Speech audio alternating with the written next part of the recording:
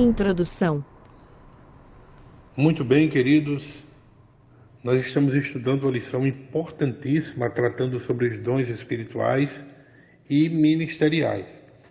Já estudamos sobre os dons espirituais e agora estamos estudando sobre os dons ministeriais. Já foi falado sobre os dons de apóstolo, profeta, evangelista, pastor.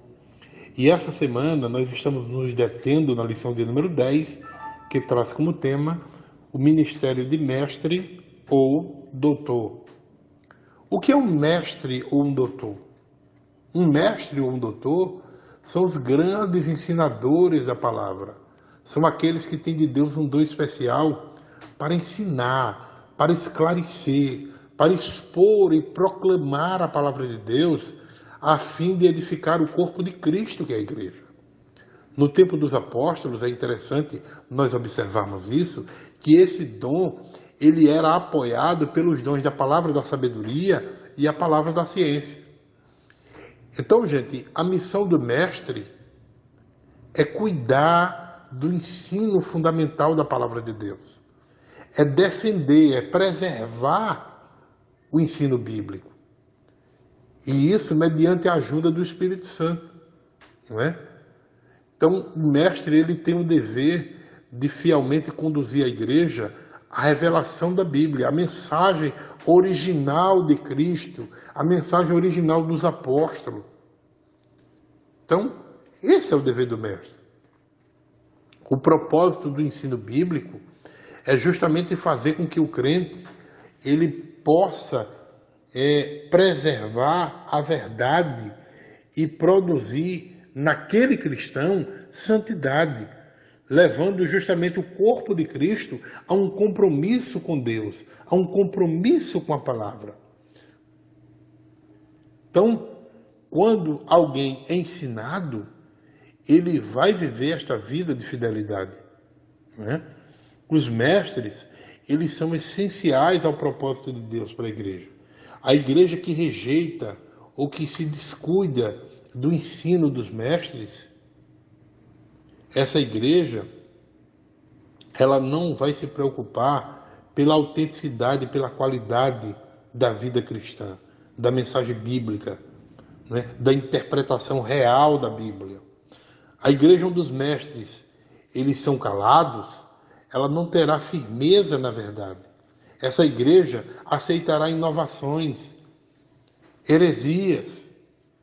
Então é uma igreja que não terá jamais uma maturidade espiritual. Por outro lado, a igreja que aceita os mestres, esses mestres piedosos, aprovados por Deus, né?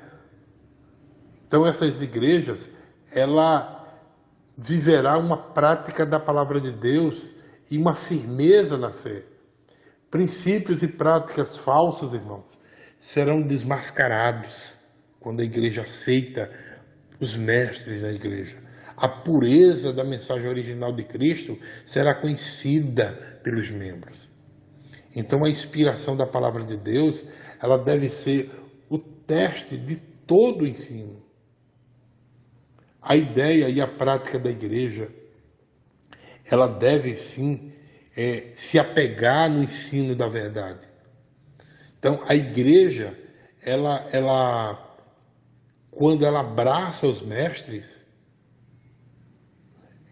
ela vive uma vida cristã de maturidade espiritual. Um mestre, na verdade, não é simplesmente alguém que se habilitou numa faculdade ou que fez algo que faz com que ele agora possa ser chamado de mestre. Não, irmãos. O mestre é um chamado divino. A pessoa pode sim ter o seu curso, e isso é necessário, né? Fazer sua faculdade, fazer os cursos que muitas vezes acontecem na igreja, seminários, e isso inclusive a gente vai ver lá no final da lição. Isso é importante, mas a primeira coisa que a pessoa precisa para ser um mestre é ter um chamado de Deus. O verdadeiro mestre do Evangelho, ele é alguém que traz paz para a igreja. O objetivo do mestre não é dividir o corpo de Cristo. Ele não vai causar divisão, não. Ele trabalha para unir o corpo de Cristo, que é a igreja, à cabeça, que é Cristo. Então, o mestre ou o doutor, esse ensinador da palavra de Deus, ele precisa ter o cuidado de não se considerar também superior aos outros, ou até mesmo a alguém que está o comandando, né? Então ele precisa ter esse cuidado, ele precisa ser humilde, ele precisa ter modéstia, sabedoria e equilíbrio. São qualidades indispensáveis a alguém que é chamado para ensinar a palavra de Deus. Então, isso precisa ser observado a alguém que é chamado como mestre. Duas palavras, inclusive, irmãos, são usadas no Antigo Testamento hebraico, né, para mostrar a natureza do ministério de mestre. A primeira palavra é Yará, a segunda é Lamad. Então é a partir destas palavras em hebraico que nós podemos entender que um mestre, ele é aquele que aponta o caminho com o seu dedo. É alguém que orienta, que informa, que instrui, que mostra o caminho do Senhor. Então, o ensino, ele vai fluir como uma chuva que cai, quando o mestre, ele é chamado para ensinar a palavra de Deus. E isso faz com que os alunos realmente aprendam, porque ensinar é como um cajado ou uma vara que faz com que o povo ande nos caminhos de Deus. Se você for para o Novo Testamento, você vai perceber que foram usadas 6 palavras, inclusive essas palavras são relacionadas, para nos trazer uma ideia do que é um mestre.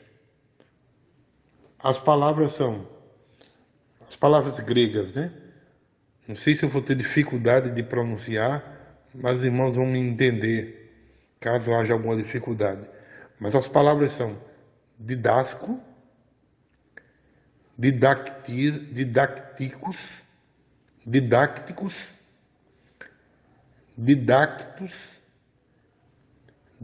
dicascalia, dicáscolos e didache.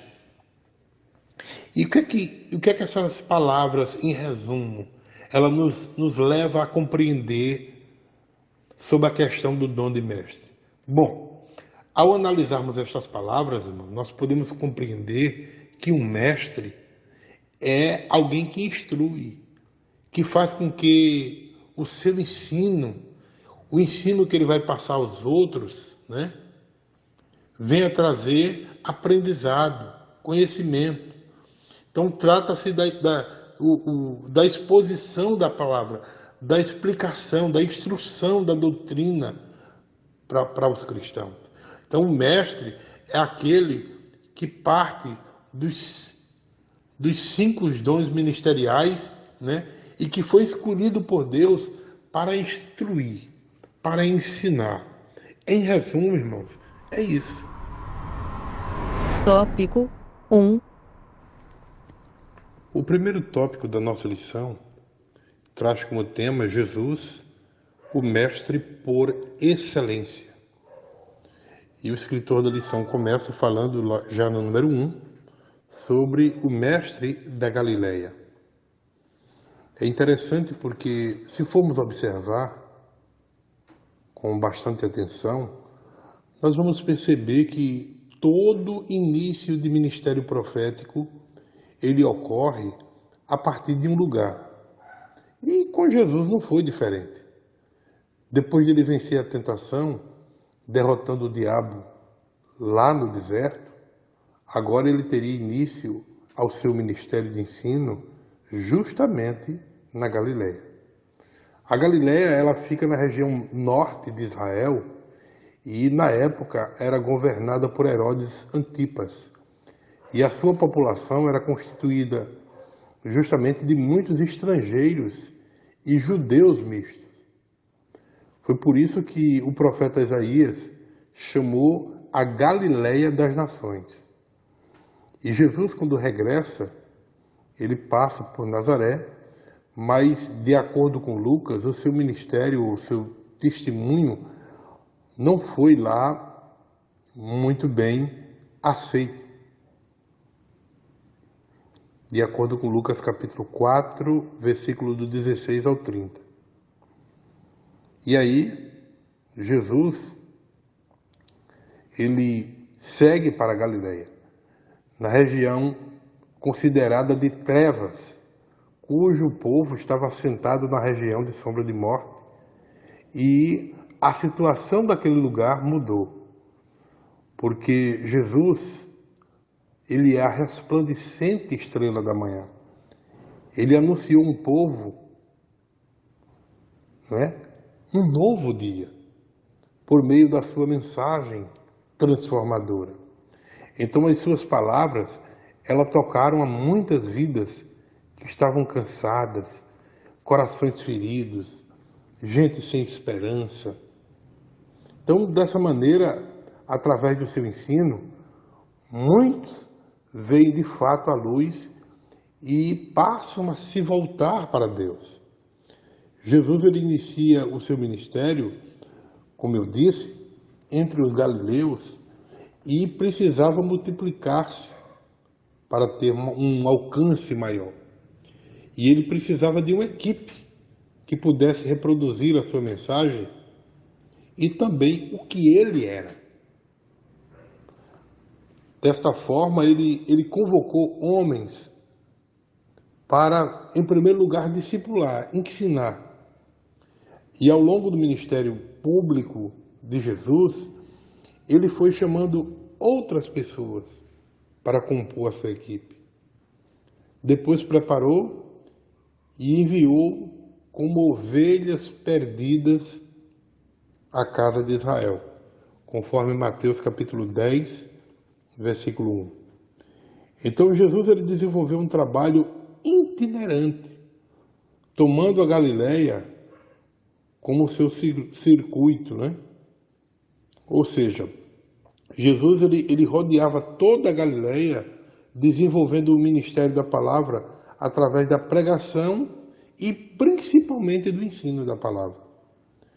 Então, se vocês forem observar direitinho no livro de Mateus, vocês vão perceber que Mateus, ele é bem enfático quanto a isso, pois ele informa que Jesus, ele percorria cidades e povoados.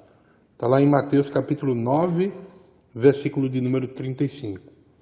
Então, o Senhor Jesus, ele ensinava, ou seja, ele instruía os seus ouvintes, expondo acerca do reino de Deus. E, às vezes, esse ensino era em tom de conversação.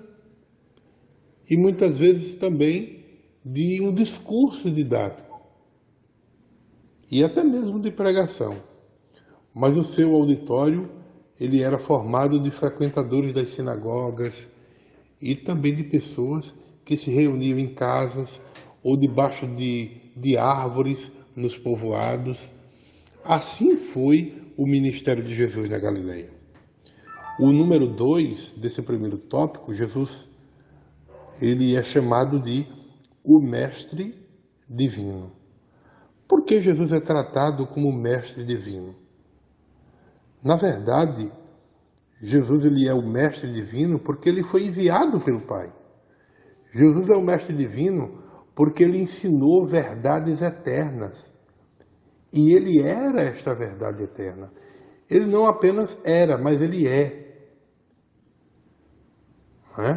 Então, Jesus, ele é o mestre divino porque ele foi um exemplo vivo dos seus ensinamentos. Jesus demonstrou com as suas palavras e com os seus feitos que era o mestre divino. Ele pregava o evangelho vivo, que não consistia apenas em belos sermões, mas em vidas transformadas.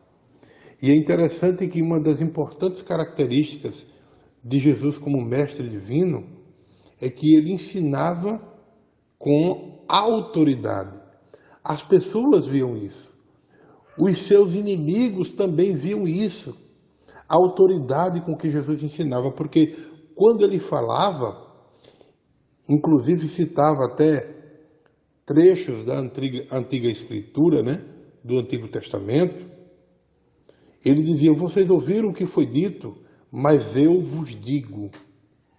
Como se tudo o que foi dito até então significasse muito pouco em relação ou em comparação com o que ele estava prestes a dizer.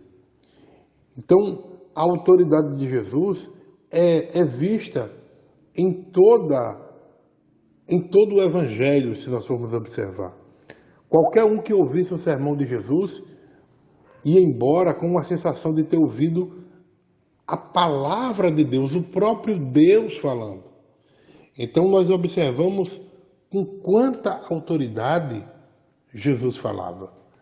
Então, eu acredito que foi um privilégio muito grande daquelas pessoas que estavam ali de ter ouvido o próprio Jesus falando para eles. A autoridade com que ele falava. E ele falava com uma autoridade tão grande que as pessoas que ouviam e recebiam a sua mensagem, elas tinham a sua vida transformada. Não admira que tantas pessoas seguissem a Jesus, seguissem os seus ensinamentos, porque as suas vidas eram mudadas. Ele proclamava às pessoas, e as pessoas precisavam ter um compromisso radical para tomar atitudes drásticas diante de Deus. Não é? Depois de ouvir aquele sermão de Jesus, aquele ensino de Jesus, as pessoas nunca mais seriam as mesmas. Por exemplo, Pedro, ele era uma pedra bruta, mas Jesus transformou aquele homem num poderoso apóstolo, num poderoso pregador do Evangelho. João, que é um outro exemplo, que era conhecido como filho do trovão, né? Tornou-se um discípulo do amor. Então, isso são exemplos de pessoas que tiveram um encontro com Cristo e tiveram as suas vidas verdadeiramente transformadas porque se encontraram com o Mestre Divino. E por último, desse primeiro tópico aqui, Jesus também é chamado de um mestre da humildade. Jesus ele foi o maior mestre da história. O seu nome se alteia, inclusive, acima dos grandes corifeus deste mundo. Sócrates, por exemplo, que ele ensinou durante 40 anos. Platão, ele ensinou 50 anos. Aristóteles encheu a biblioteca com as suas erudições. Mas Jesus não. Esse mestre da humildade não deixou nenhum livro, nenhuma tese, ou sequer uma página escrita. Não deixou. Ele não selecionou, ou melhor dizendo, ele não lecionou em nenhuma universidade. Mas ele foi o maior mestre que já existiu. Jesus não escreveu palavras no papel, mas gravou nos corações dos seus discípulos, daqueles que o seguiam. Outrora, muitas vezes, acovardado, aqueles homens tornaram-se verdadeiros gigantes da fé. Foram protagonistas incontestáveis da maior revolução e da maior transformação da história, não é? Porque vidas foram arrancadas do negrume da ignorância.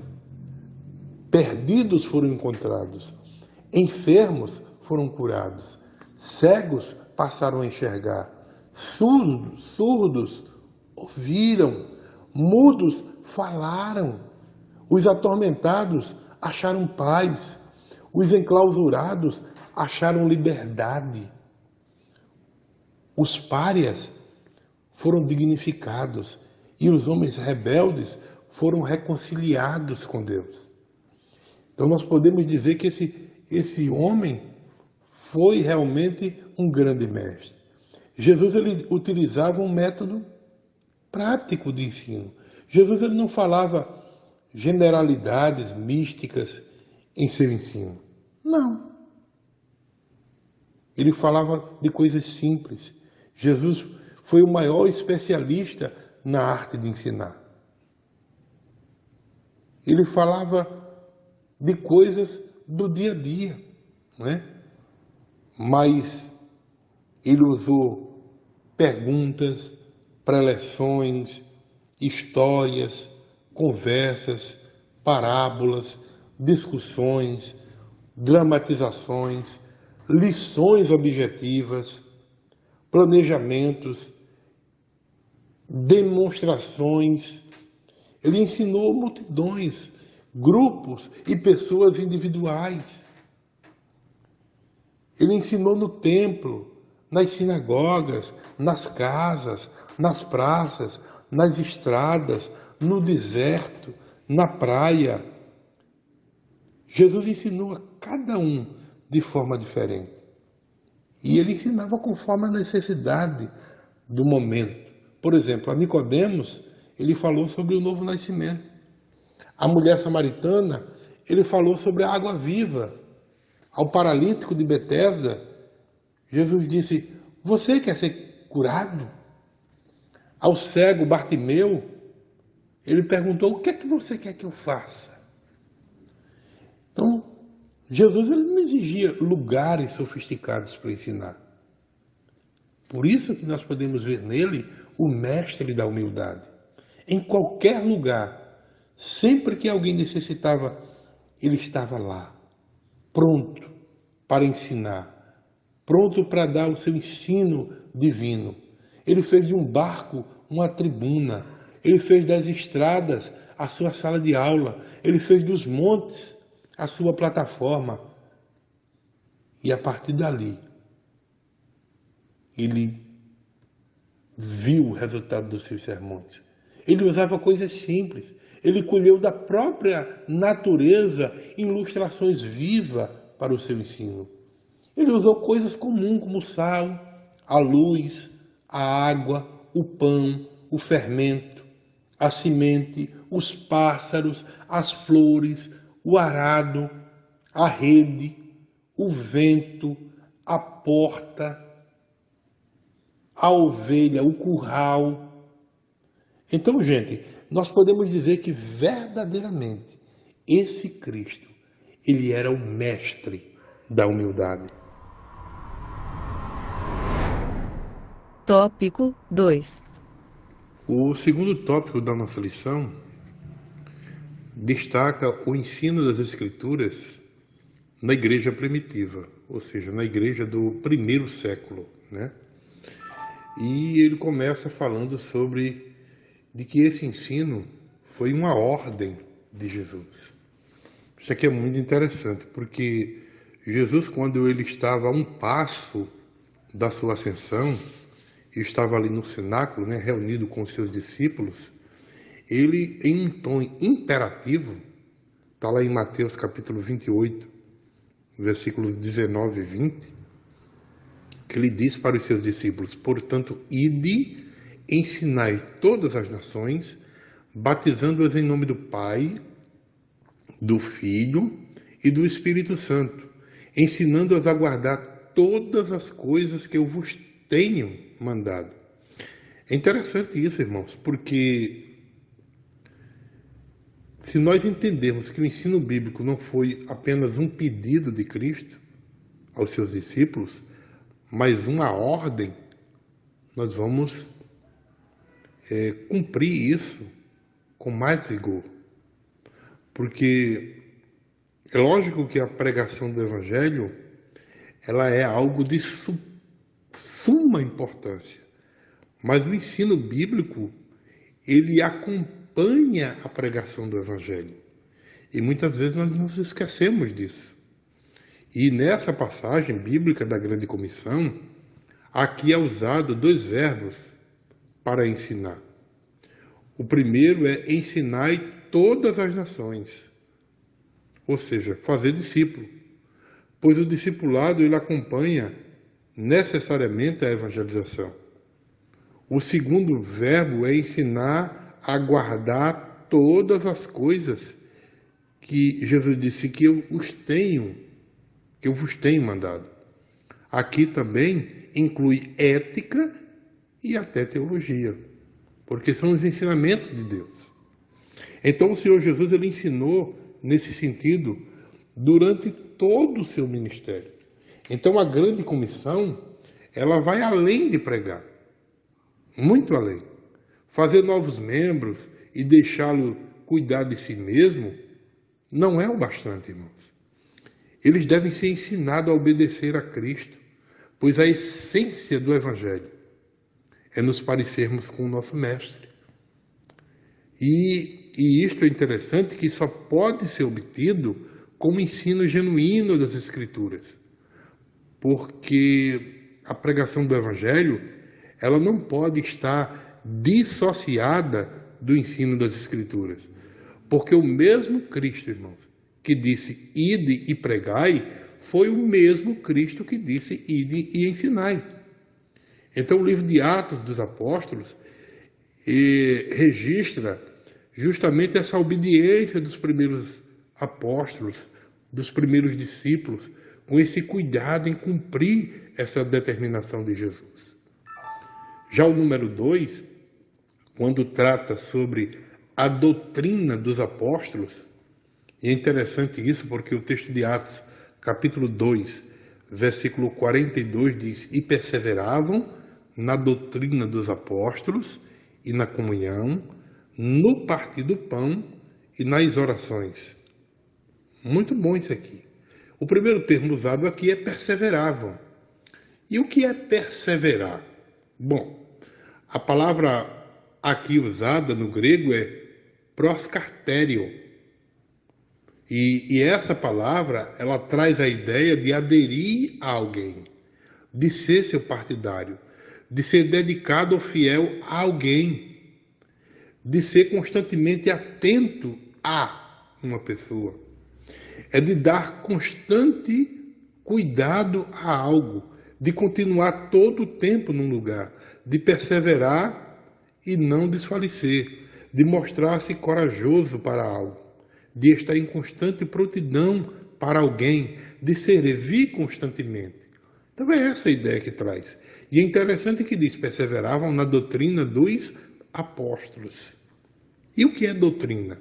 Doutrina é o conjunto de ensinos e de crenças que constitui o cânon da fé e da prática do cristão. E por que chama doutrina dos apóstolos? Justamente porque os apóstolos, eles aprenderam de Cristo e repassaram tudo aquilo que eles aprenderam de Cristo para a igreja. Jesus foi embora, mas antes de ir embora ele deixou os seus ensinamentos. E os apóstolos repassaram isso.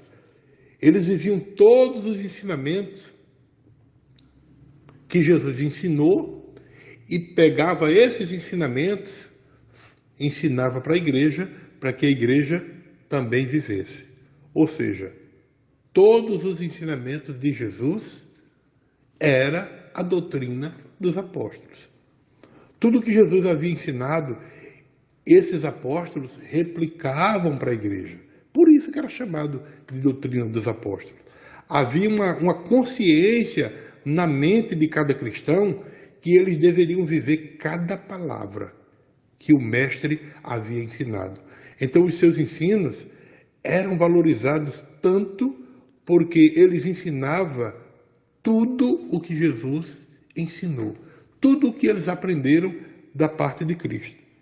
E assim não tinha como as pessoas não seguir os seus ensinamentos.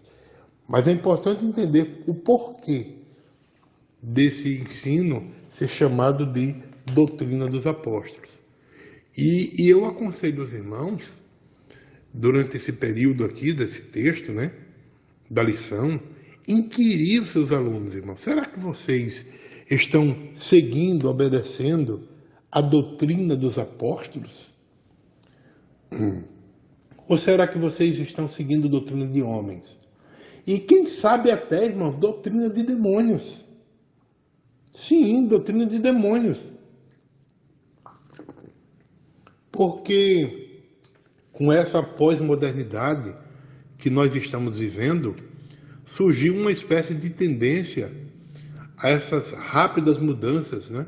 Como sendo um rolo compressor, sufocando a igreja, sufocando as tradições da igreja e os ensinamentos que os cristãos receberam.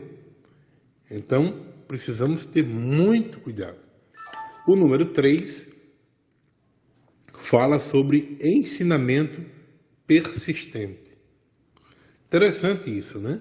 Os apóstolos não pararam. Eles persistiram em ensinar. Jesus, ele foi o mestre dos mestres. Mas com a sua ascensão, o ensino bíblico não parou. O ensino bíblico continuou. Os discípulos, os apóstolos, eles foram persistentes neste ensino. Então, eles mostravam toda a revelação de Deus através dos ensinamentos das Escrituras, né? Daquilo que Jesus tinha ensinado. E a palavra de Deus era uma espécie de alimento para a nossa alma, para a nossa saúde espiritual.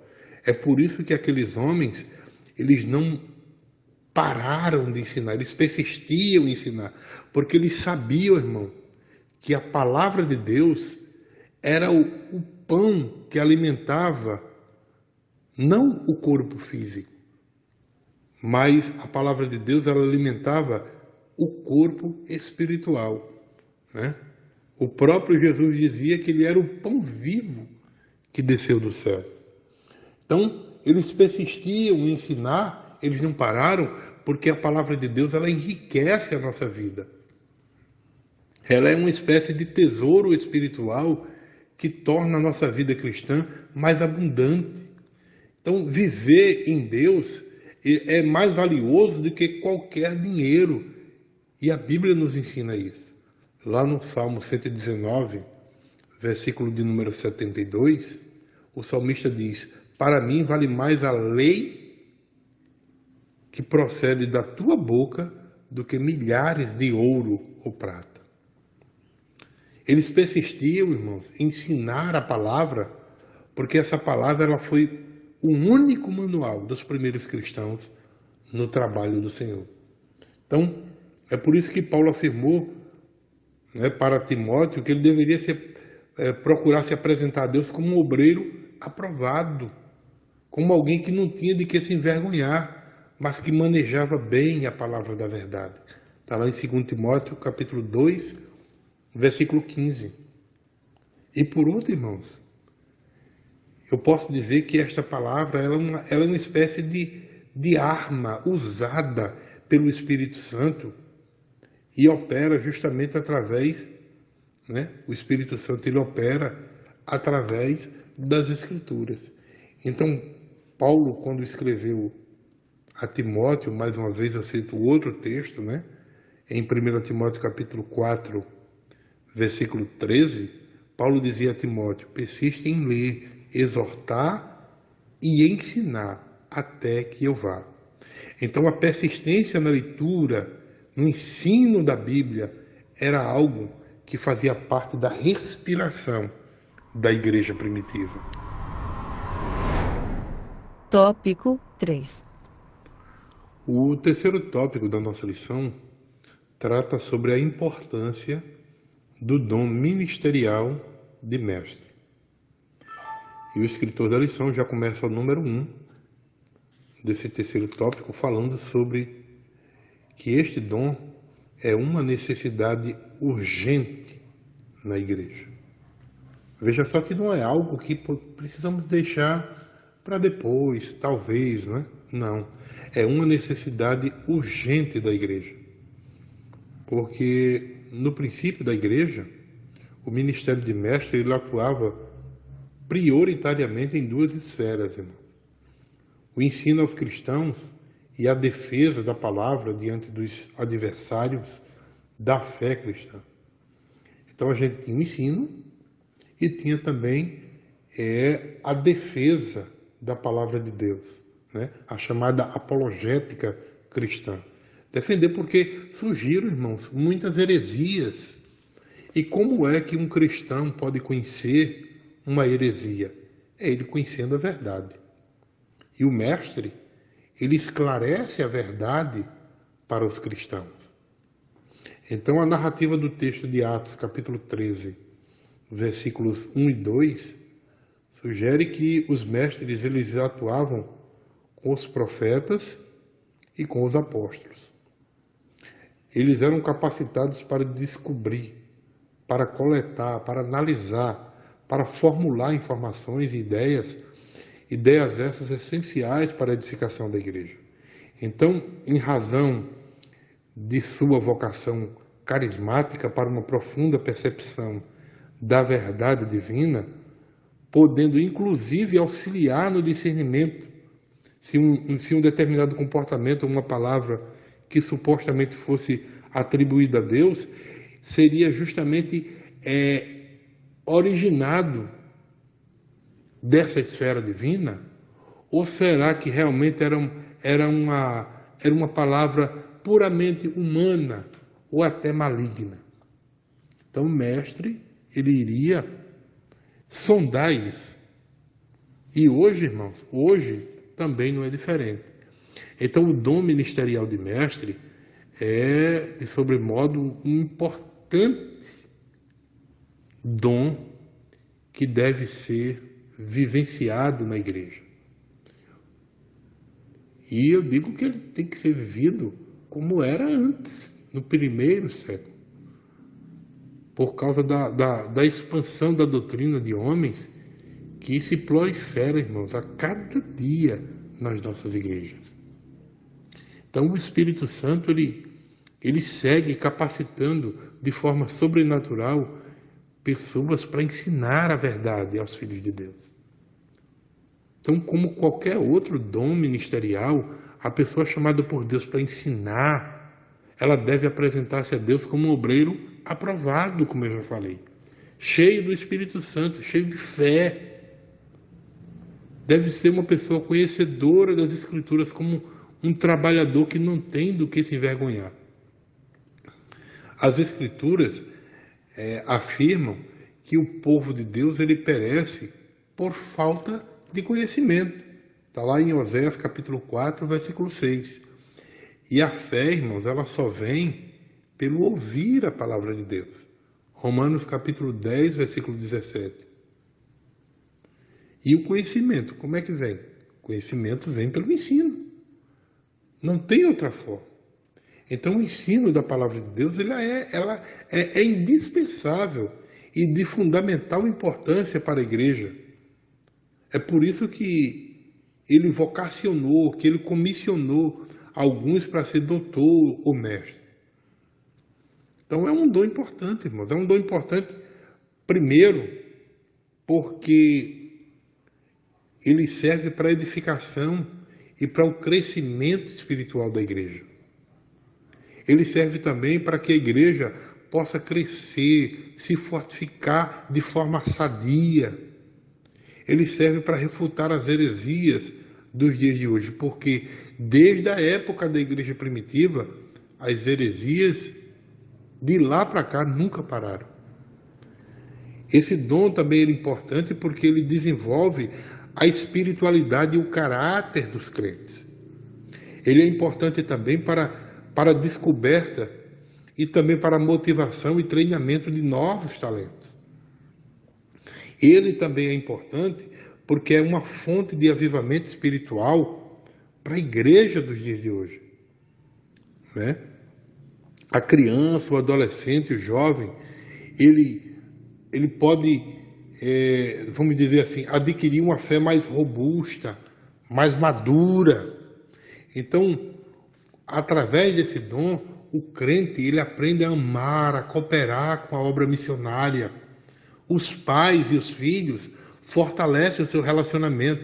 As crianças crescem na disciplina, no temor do Senhor. Os casais se aperfeiçoam na sua vida conjugal. E isso tudo só acontece, irmãos, com o ensino da palavra. Não tem outro caminho. Não tem. Então, esse dom, ele atua de uma forma tremenda. O número 2 desse terceiro tópico fala sobre a responsabilidade de um discipulado contínuo. Foi o que já falamos, né? Que os apóstolos, eles não pararam de ensinar. Nós falamos sobre a questão da persistência. E a continuidade fala também sobre isso. Porque o ensino da palavra de Deus, lá na igreja primitiva, e também hoje na igreja local, é indispensável. E é algo, irmãos, de fundamental importância. Por isso que ele deve ser contínuo. Então, depois da evangelização, vem o discipulado dos novos convertidos. Mas esse discipulado, ele não deve ser visto como apenas algumas lições da Bíblia, depois abandona a pessoa. Não. Ninguém deixa de ser discipulado pela idade ou pelo tempo de serviço ao Senhor. O discipulado cristão, irmãos, é para toda uma vida. Então, na igreja primitiva, o exercício desse ministério, ele não parava, ele era contínuo. O texto bíblico de Atos, capítulo 5, versículo 42, diz assim: e todos os dias, no templo e nas casas, não cessavam de ensinar. É isso que acontecia, irmãos. Então, sem o ensino, os crentes eles ficam sem o conhecimento indispensável para o seu crescimento na graça de Deus e no conhecimento de nosso Senhor Jesus Cristo. Então, é comum em muitas das nossas igrejas uma tendência humana de leitura através de uma espécie de antropocentrismo ou de teologismo, né? Onde todas as realidades da organização ou daquela igreja são desígnios divinos. Mas será que é assim, irmãos? Lógico que Deus ele tem uma responsabilidade suprema, mas nós, como cristãos, foi delegado uma responsabilidade, né? Então, nós precisamos ter a consciência de que nós temos responsabilidades. Temos responsabilidades diante de Deus. Porque a espiritualidade, ela é um processo de vivência da fé, né?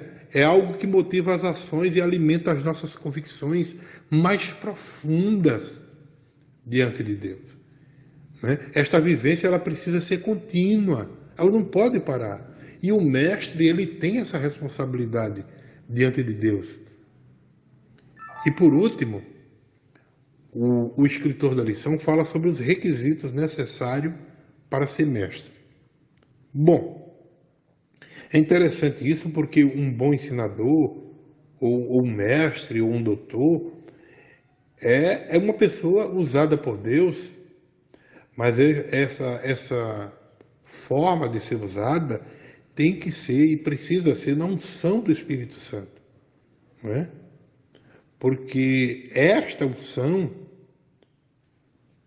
ela vai servir para a edificação espiritual e também para a edificação moral do crente. Então, para ser um mestre verdadeiramente, há algumas exigências. E exigências essas que nós podemos dizer que é fundamental. O escritor da lição aqui coloca algumas delas, né? O primeiro é ser um salvo em Cristo. Porque não tem, irmãos, não tem como uma pessoa ser um mestre, ser um instrumento de Cristo, sem ter conhecido Ele. Como é que pode? Sem ter experimentado a sua salvação. Então é fundamental isso. Segundo, ter o hábito de ler. Ler, irmãos, torna-se um hábito quando nós exercitamos diariamente. Eu já ouvi da boca de muitos cristãos dizer: irmão, eu não gosto de ler. Mas ler, irmãos, não é algo que alguém põe a mão na cabeça da pessoa e diz assim: receba o gosto de ler, receba o prazer de ler. Não é assim. Ler é algo que nós desenvolvemos na nossa vida diária. E como é que se desenvolve isso? Lendo. Não tem uma fórmula mágica, né? O escritor da lição também fala sobre o preparo intelectual. Olha aqui, que tem a ver com ler, né? E de que forma nós nos preparamos intelectualmente? É como eu disse, irmão, lendo, né? Através de seminários, fazendo bons cursos teológicos, estudando. Por que eu digo bons cursos teológicos? Porque o que não falta hoje é oferecimento de cursos teológicos, mas é preciso você ter muito cuidado. Não é todo curso que se diz teológico que serve para nós cristãos pentecostais. Muito cuidado com isso, né? Mas, como eu disse, né, o cristão precisa ter esse preparo intelectual, mas além desse preparo intelectual, irmãos, o escritor da lição, no seu livro, ele diz que é preciso ter um coração em chamas. Não basta apenas ter somente esse preparo intelectual. Então, o preparo espiritual também é a base.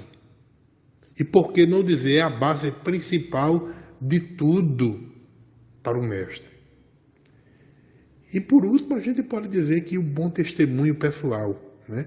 Seja ele na vida pessoal, na vida familiar, na vida social como um todo e também na igreja. Não tem como alguém querer se destacar como mestre, querer ser um bom mestre, se ele na vida familiar não vive bem com os seus filhos, com a sua esposa, na sociedade ele não é bem visto. Precisa as pessoas olhar para ele e ver algo diferente nele. É como o profeta. O profeta, a mulher olhou para ele e disse: olha, eu tenho observado que este homem que passa por aqui é um santo homem de Deus. E na igreja, irmão, na igreja onde você faz parte, como a pessoa pode ser um bom mestre, ser um mestre nas Escrituras, se muitas vezes ele se destaca em todo canto, mas na igreja onde ele faz parte, ele não dá um bom testemunho. Então, tudo isso precisa ser observado na vida daqueles, né, que realmente são mestres. Conclusão. Então, nós queremos concluir esta lição afirmando que o dom ministerial de mestre ou de doutor, né, como já dissemos, é de fundamental importância para a edificação dos crentes. Em todas as igrejas, irmão, em todas as igrejas, né? Então, ao lado dos dons ministeriais, dos outros dons ministeriais, o dom de mestre ele contribui para o fortalecimento da fé cristã. E é esse dom que vai propiciar o conhecimento bíblico, o conhecimento teológico, que prepara os discípulos de Jesus, né, para cada dia mais se fortalecer na fé. Então, ser mestre, ser doutor, não é sinal de superioridade, é bom deixar claro isso, não é? Porque muitas pessoas, por ter um grande conhecimento da Bíblia, se acham maior do que todo mundo. Principalmente diante daqueles que não têm esse dom. Mas não é isso, irmão. Tiago diz, né, no seu capítulo 3, versículo 1, que ele diz assim: meus irmãos, muitos de vós não sejam mestres, sabendo que receberemos mais duro juízo. É isso que é ser mestre, né? É ter uma responsabilidade maior diante de Deus. Então, o autor da lição, é interessante que ele destaca uma ideia muito errônea de alguns cristãos que defende, né, a ideia de que o cristão ele não pode ter um bom preparo intelectual, porque, baseado em 2 Coríntios, capítulo 3, versículo 6, eles dizem, não pode porque a letra mata.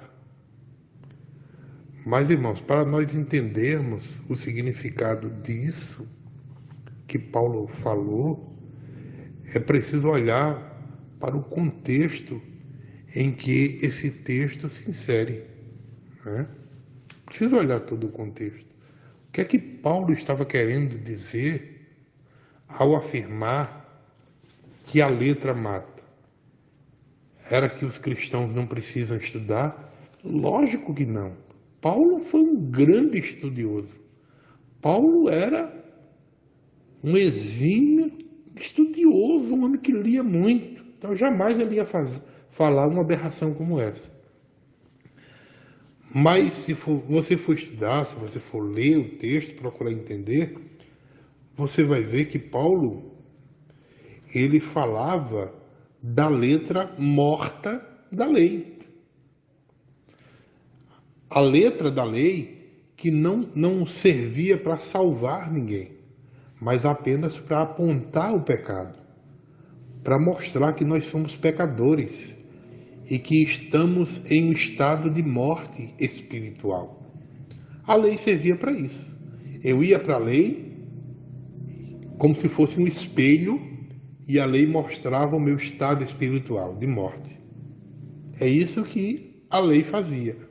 Por isso que ele chama a lei, inclusive, de ministério da morte. É aí onde você pode entender o porquê de Paulo ter afirmado com tanta convicção de que a letra mata. De que a letra mata, né?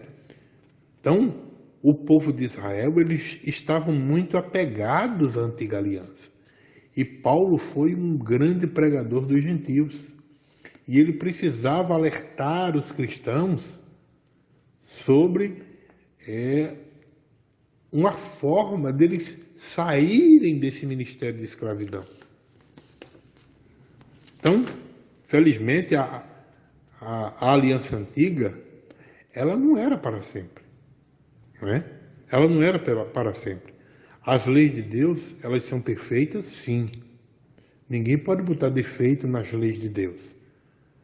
Mas é como eu disse, ela mostra um padrão moral que Deus exige do ser humano e que nenhum ser humano foi capaz de cumprir.